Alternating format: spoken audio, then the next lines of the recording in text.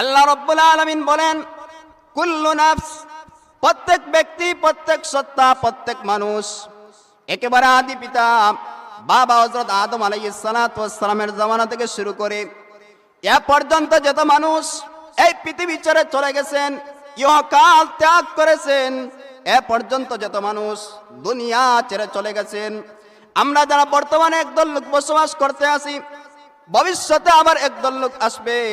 আল্লাহ রাব্বুল আলামিন বলেন সকল মানুষ তার অন্তর্ভুক্ত।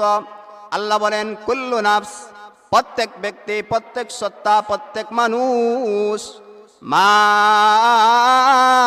কাসাবা, দুনিয়ার জীবনে সে যা অর্জন করেছে, দুনিয়ার জীবনে সে যা উপার্জন করেছে, দুনিয়ার জীবনে সে যা কামাই করেছে, আল্লাহ রাব্বুল আলামিন আপনাকে আমাকে পৃথিবীতে প্রেরণ করে, আল্লাহ রাব্বুল আলামিন আপনাকে আমাকে পৃথিবীতে পাঠাইয়া আল্লাহ ভালো মন্দ উভয়টা করার মতো যোগ্যতা দিয়েছেন।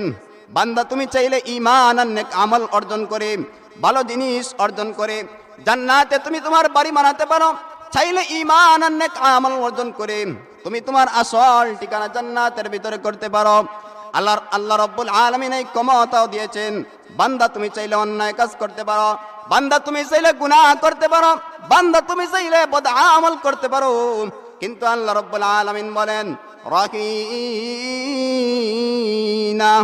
এই বদআমলের জন্য, এই গুনাহের জন্য কাল কিয়ামতের কঠিন ময়দানে কাউকে দায়ী করতে পারবেন না, বরং নিজেই এর দায়ভার বহন করতে হবে।